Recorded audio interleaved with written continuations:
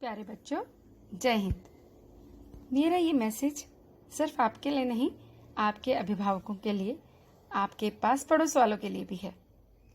जैसा कि इन दिनों हम कोरोना वायरस के बहुत बड़े खतरे से लगातार जूझ रहे हैं। हमें लगभग 6-7 महीने हो गए हैं और हम ऑनलाइन पढ़ाई कर रहे हैं।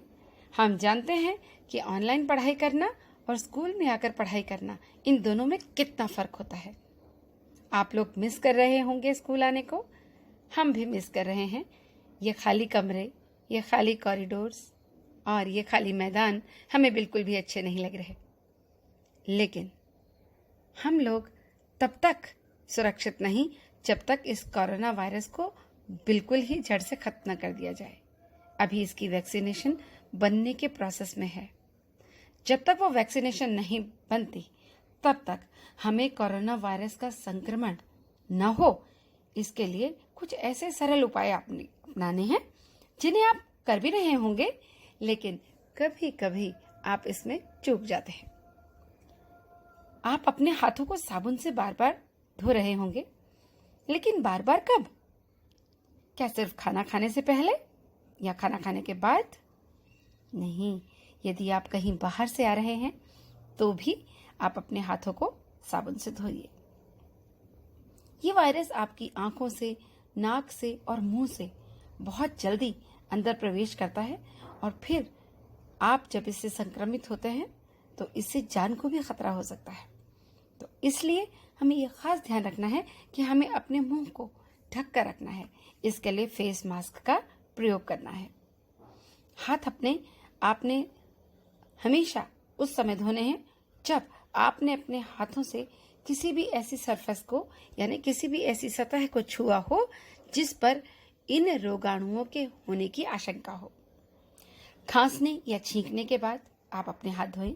शौचालय के इस्तेमाल के बाद आपको हाथ धोने होते हैं। यदि आप किसी बीमार व्यक्ति की देखरेख कर रहे हैं तो भी उसके बाद आपको अपने हाथों को सैनिटाइज करना चाहिए, साफ करना चाहिए।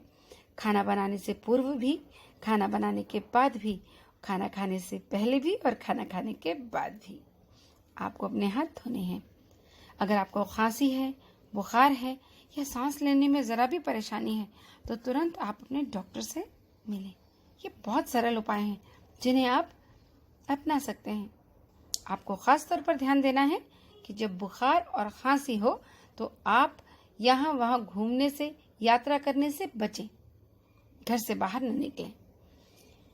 नियमित रूप से अपने हाथों को सैनिटाइजर से या साबुन से साफ करें और अपने स्वास्थ्य कर्मी को सब बातें साफ साफ बताएं। यदि आपने पहले कोई यात्रा की है, आप कहीं से एक जगह से दूसरी जगह पर शिफ्ट हुए हैं, ये सब बातें उन्हें बताएं। डॉक्टर को आपका इलाज करने में बहुत ही आसानी होगी।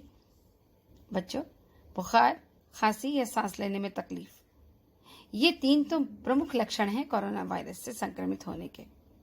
लेकिन इसके अतिरिक्त भी यदि आपको ऐसा लगता है कि आप किसी ऐसे व्यक्ति के संपर्क में आए हैं जिसे बाद में कोरोना वायरस से संक्रमित माना गया है, यानी वो पॉजिटिव आया है कोरोना में, तब भी आपको अपने आप को कम से कम 14 दिन के लिए होम क्वारंटाइन कर लेना है। अलग रहना है सबसे।